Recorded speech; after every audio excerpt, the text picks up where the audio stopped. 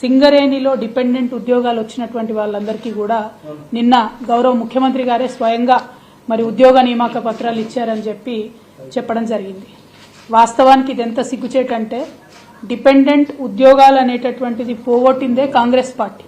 INTUC అని Congress party యొక్క trade union ఏదైతే ఉంటుందో వాళ్ళ సంతకాలతోని, ఏఐటీయూసీ సంతకాలతోని, తెలుగుదేశం పార్టీ ట్రేడ్ యూనియన్ సంతకాలతోని జాతీయ రాష్ట్రీయ ట్రేడ్ యూనియన్లన్నీ కలిపి ఆనాడు డిపెండెంట్ ఉద్యోగాలను పోడగొడితే కేసీఆర్ గారు వచ్చి డిపెండెంట్ ఉద్యోగాలు ఇచ్చి 20,000 నియామకాలు జరపడం జరిగింది.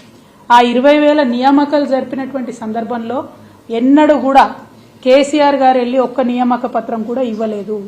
ఇది కేవలం సింగరేణి సంస్థలో రెగ్యులర్గా జరిగేటటువంటి ఒక ప్రొసీజర్గా ట్రీట్ చేసి అక్కడ లోకల్ స్థాయిలో ఉండేటటువంటి జనరల్ మేనేజర్స్ అంటే జీఎంల పరిధిలో నియామక పత్రాలు ఇచ్చేటట్టుగా బీఆర్ఎస్ ప్రభుత్వం ఈ అంశాన్ని అంతటిని కూడా టేకప్ చేసింది. కానీ ఇప్పుడున్నటువంటి గౌరవ ముఖ్యమంత్రి వర్యులు జీఎం స్థాయిలో చేయాల్సినటువంటి పనిని హైదరాబాద్కి తీసుకొచ్చి సీఎం గారి స్థానాల్లో ఈ నియామక పత్రాలు ఇస్తా ఉన్నారు. ఇచ్చి పైగా గొప్పలు చెప్పుకోవడం, మేము కొత్తగా సింగరేణిలో 400 ఉద్యోగాలు ఇచ్చినామని. నిజంగా సిగ్గుచేటు. అబద్దాలు చెప్పి అధికారంలోకి వచ్చినారు. అక్కడి వరకు క్షమించవచ్చేమో. ఆనాడు ఏది పడితే అది మాట్లాడితే ప్రజల్ని మభ్యపెట్టి అధికారంలోకి వస్తే అక్కడి వరకు క్షమించవచ్చు.